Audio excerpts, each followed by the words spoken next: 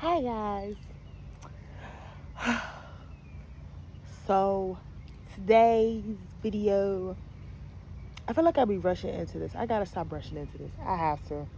Uh I have to stop rushing doing these. It's not good. That's not healthy. Um Hello. Welcome to my channel. Welcome to my TED Talk. How are you doing today? It's nothing but water in here, guys. So y'all see this cup? I scratched myself with my nails. Leave it to me. Clumsy me, right? Leave it to me. But wow. Why I got the arms that wave? What the hell is that? Alright. Okay, let me stop. Okay. So, um I guess I'm just gonna go jump right into it. This is my diary. Um and I guess I'm just gonna talk about how I'm feeling today. So this is really awkward. I guess how I'm feeling today. I'm feeling good. I'm feeling all right. I could be better, but I'm feeling okay. Uh, Work is same old, same old. I'm doing good at my job. My friend circle is doing okay. Everybody's doing good. Everybody's got their own thing going on. Their whole shaboing boing, I guess, if you want to call it that. I feel like I need to be up a little bit more, just a little bit. Okay, better. Um, Everything as far as my friends and stuff go, everything's going good with them. I'm irritated, just a little bit. Not like in this present moment, but like, okay. So, um, I'm tired of feeling like I have to fight for a position in people's life. And I'm not doing that anymore. Um, Within the last week or so, it's been people that have jumped back into my life or attempted to try and jump back into my life. And it's making me feel awkward because they be gone for so long and I'm content with them being gone. Well, let me not say content. I've grown accustomed to them not being in the picture anymore. So when they try and jump back into the picture, it's like, why? And I'm not talking about my ex. That's a different subject for a different day. But like just past people, this, that, and the third. I don't like feeling like having to fight for a position to be noticed, to be seen. I'm too old for that. I'm getting too old for that. I find myself wanting to interact with people, wanting to have human connections, not just of the physical, but just overall human interaction. And through this healing journey, I've realized when you really pray and ask for God to remove people that's not meant for you or to show their colors to know if they are worth it or if they are not, He's really going to, you'll be surprised at who gets bumped out of the picture. You're honestly going to be surprised who gets bumped out of the picture. And I've realized that a lot of people that I thought really cared about me did not care about me. They just only cared about what I could do for them. And once they realized that I wasn't going to do it for them, then I got X'd out. And it used to hurt at first because I didn't understand Why somebody like me who has this big heart, I'll give you the last. I'll give you the shirt on my back if I can sit there and do somebody wrong like me. And I had to stop doing the victim blaming. I had to actually sit there and have a talk with God and realize that a lot of the time it's not me, it's them. I'm not saying I'm perfect because I'm not, but I'm saying like a lot of the times it's something in you that they don't have that they wish that they had, and they envy it, and therefore they start doing things to you to sabotage you, to just do wrong by you, just all that, just to bring you down to their level, because you may not think that you're up here, but for some reason in their mind they think you are up here. And it it gets draining. It gets very, very draining, especially when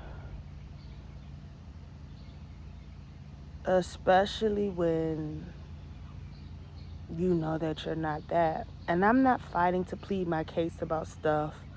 I'm not fighting for you to change this perception of me. Your perception of me is your perception of me.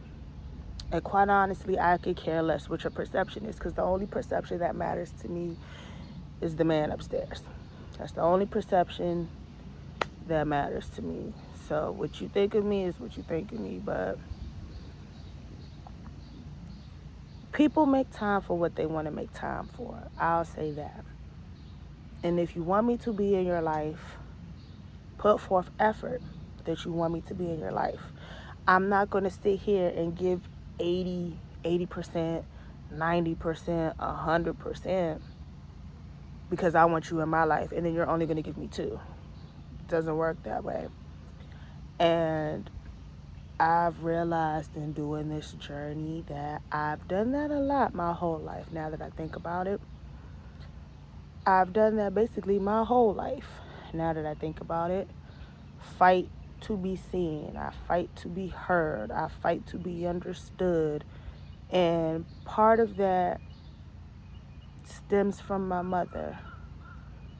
I watched my mom.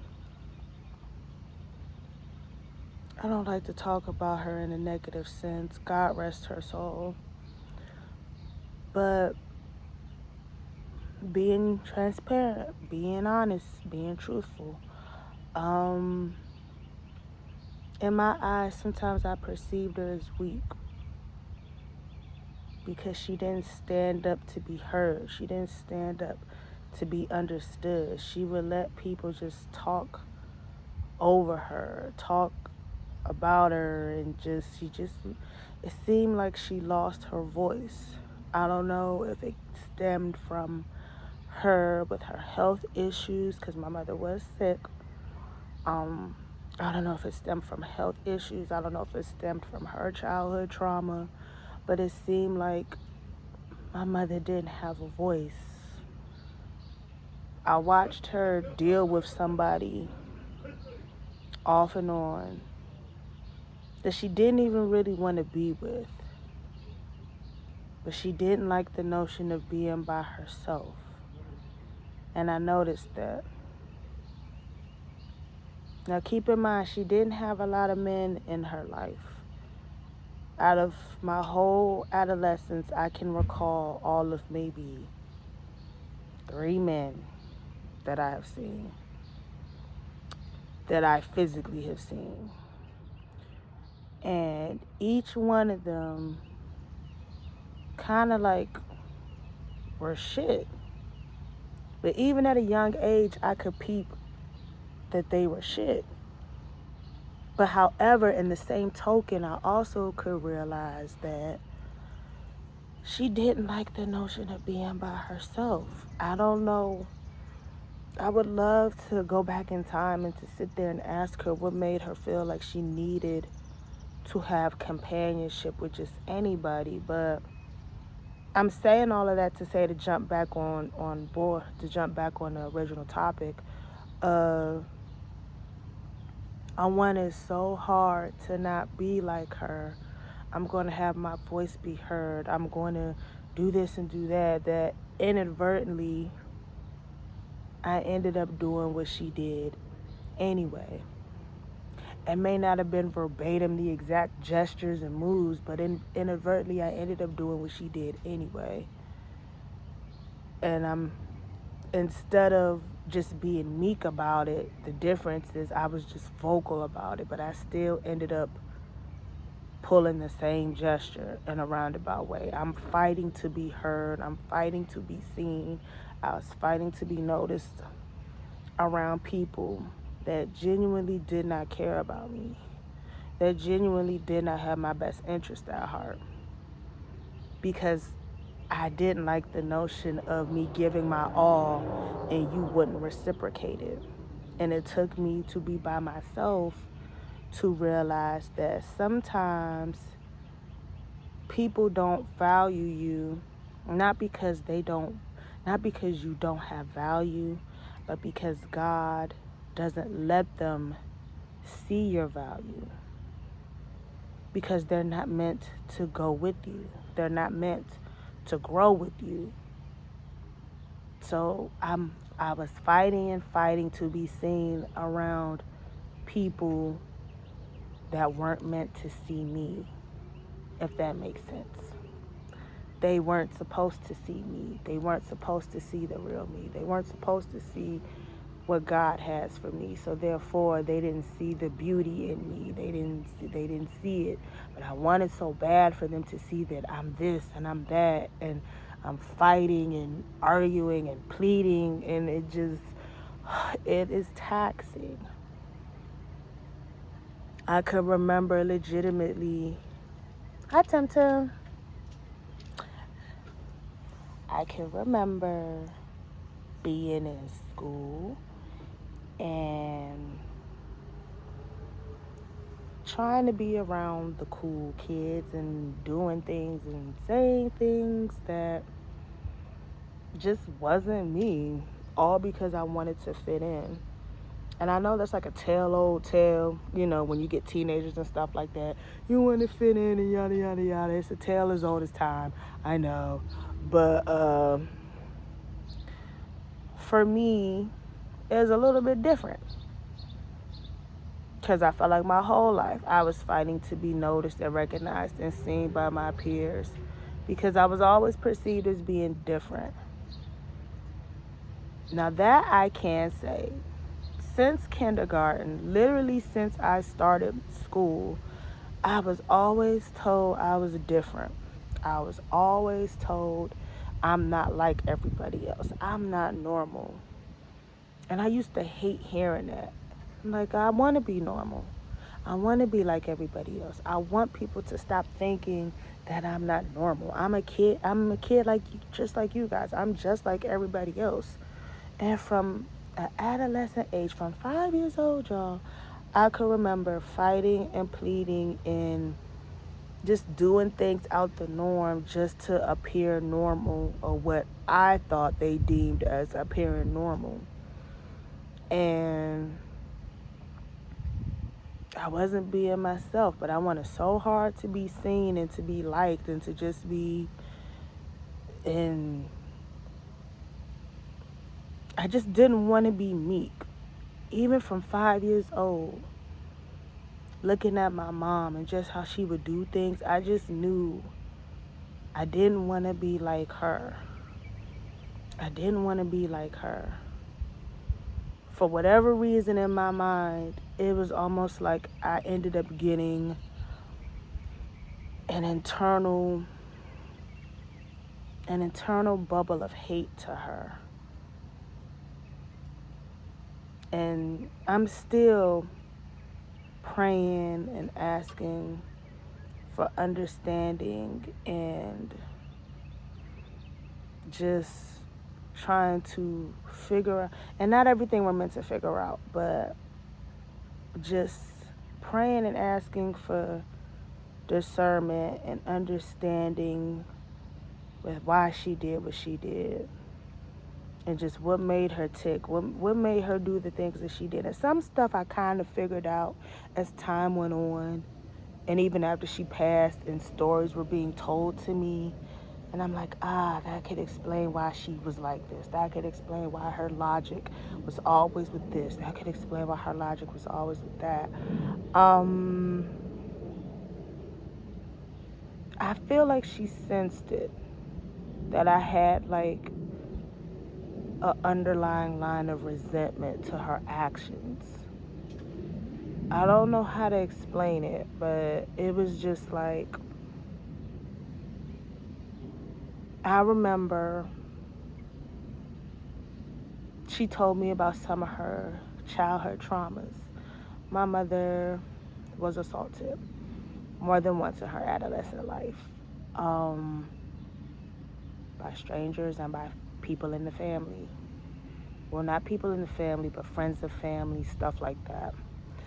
And I remember, I remember she would tell me these stories, and I would just feel so sad for her. Like, I can't imagine having something like this happen to you more than once. I can't imagine having this happen. And I would pray that this would never happen to my child. I pray this would never happen to me. And just, everybody handles trauma differently. I remember, and I'll never forget this, my freshman year of high school, I was sexually assaulted.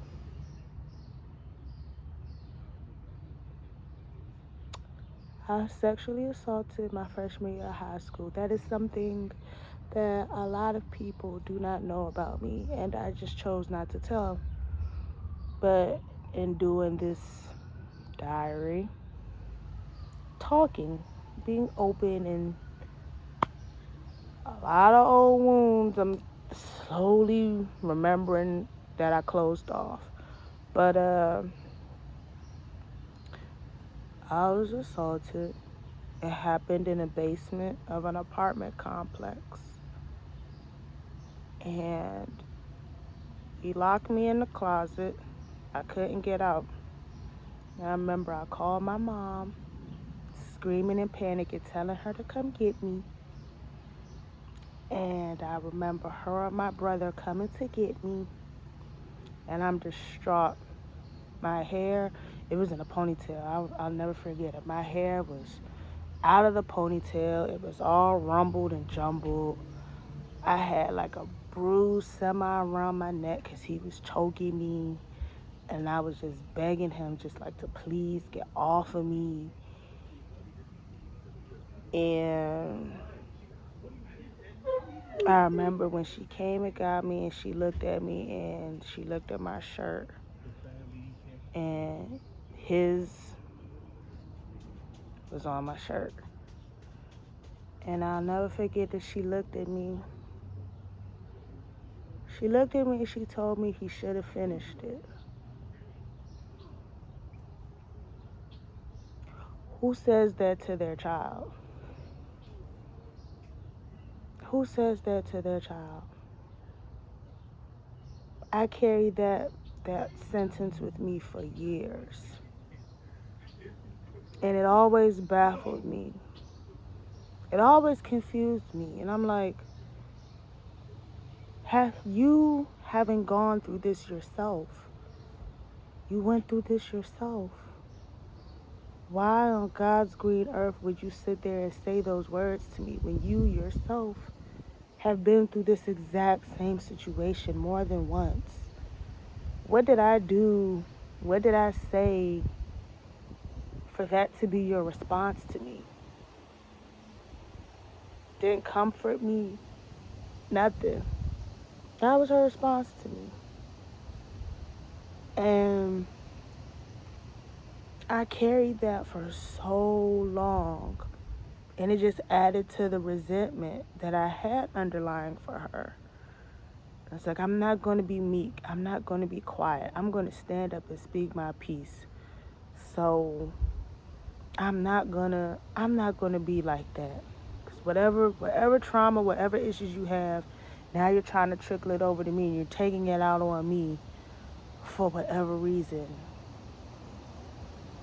And I remember some years later, I don't even remember what happened. I promise, for the life of you guys, I can't even remember what happened that triggered this argument that we had. And I remember I looked at her and I was like, "You are so weak." And I remember she looked at me. She's like, "Who the fuck do you think you're talking to?" I said, "I'm talking to you, Netta." I said her name. I did. I said, "I'm talking to you, Netta. I'm talking to you." I said, "You're so weak. You don't stand up for nothing. You don't even stand up for your kids. I've watched you deal with people that you don't even want to deal with solely because you just don't want to be by yourself and you're resenting me for whatever reason." I'm like, "What did I do to you that made you resent me so much? Why do you hate me so much, Mom?" I'll never forget. I said, "Why do you hate me so much?" I said, "There should be no reason we're in the predicaments that we're in." I said, "We're in the situations that we're in because of you." We had lost our apartment. We were living with friends of family. She didn't have a job. She was living off of the government. And in my mind, being a youngster, I just thought it was just so weak. It's like, I'm never going to be on government assistance. Government assistance is supposed to help you. You're not supposed to live off of it forever. Like, you're content being a black woman out here with kids and you not doing nothing with yourself. I'm embarrassed to even call you my mother. This is literally what I was telling her. I said, "You sit here and let the whole world walk over you. You let everybody walk over you. I'm never going to be like that. I'm going to stand up for what I believe in. I'm going to make sure people hear my voice. I'm not never going to be like you." We didn't talk for a while after that. Granted, we lived in the same house. I remember, because it was my godfather.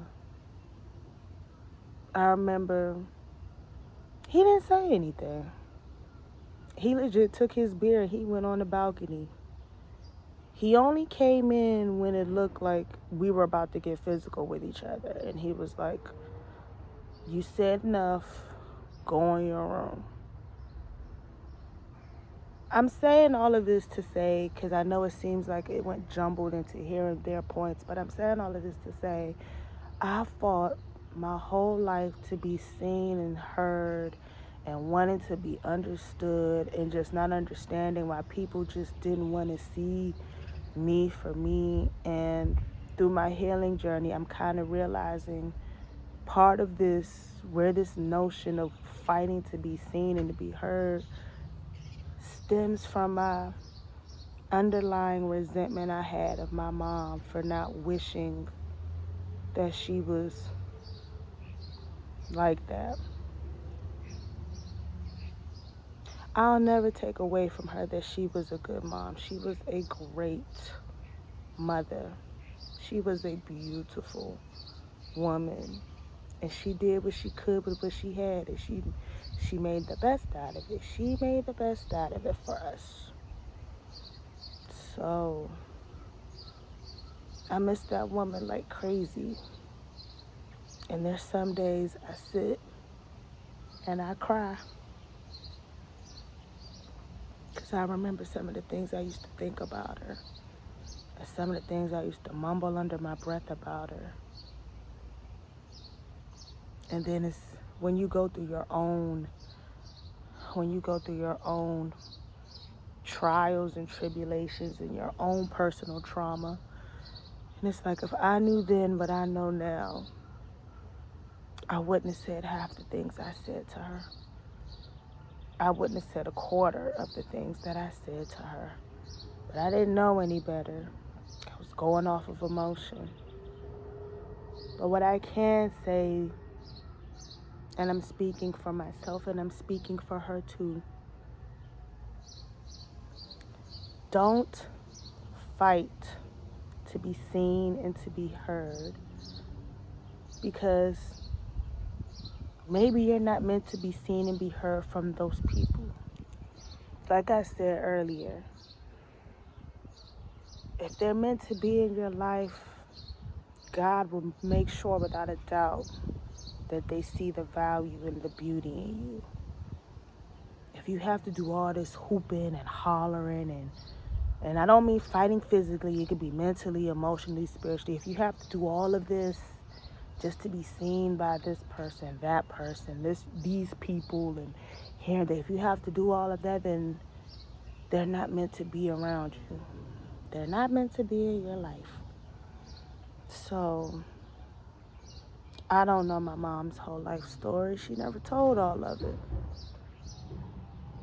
But what I can say, I wish, if I could go back in time and say something that I wish I could change,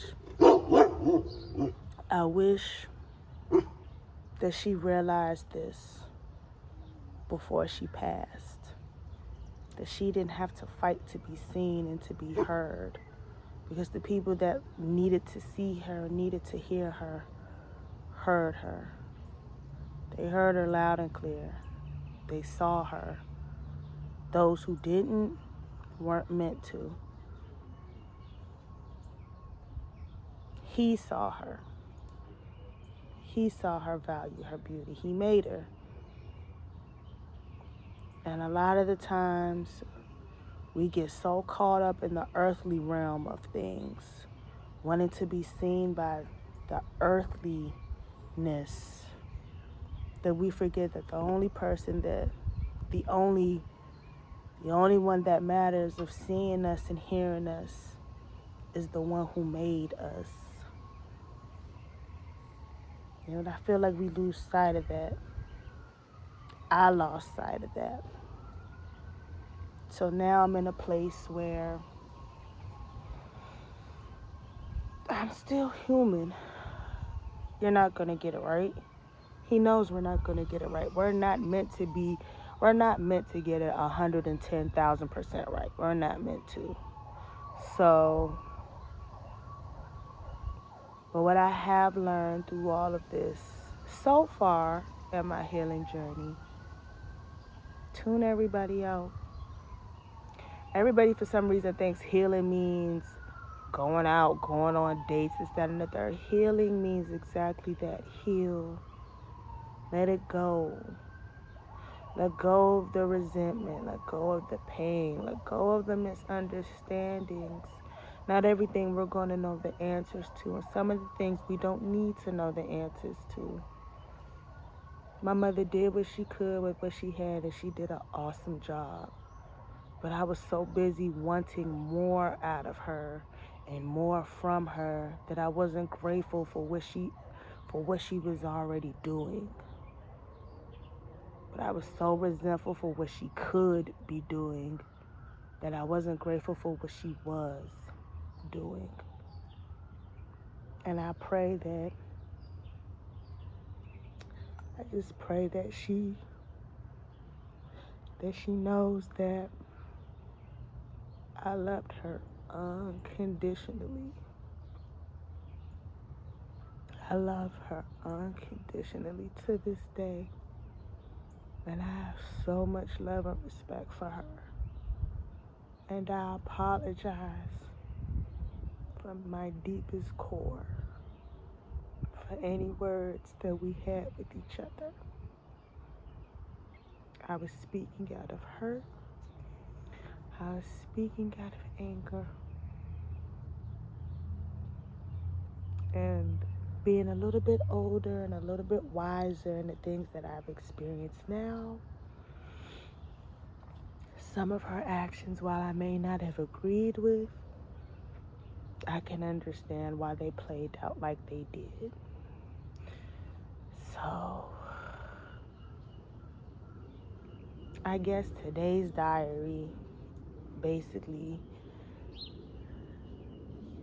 stop fighting to be seen, stop fighting to be heard from people that mean of no relevance to you. God removes and places people in our lives for a reason.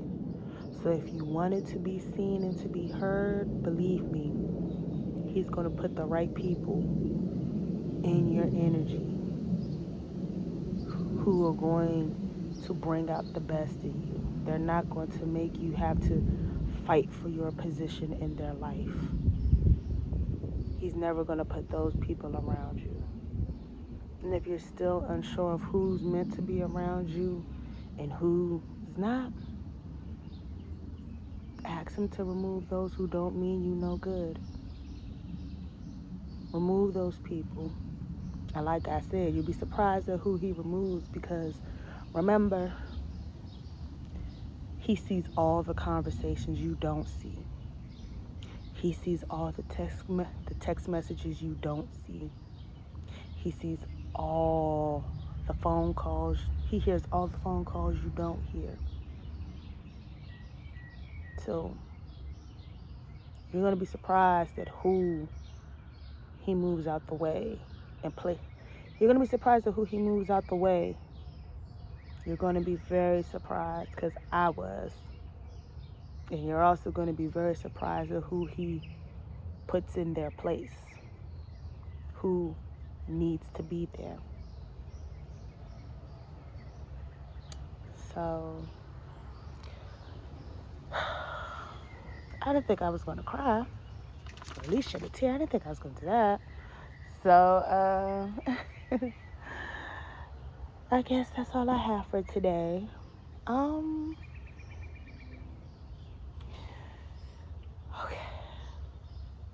Now I need to go do something to get my mind in a better spirit. So I love you guys. Leave a like, a comment.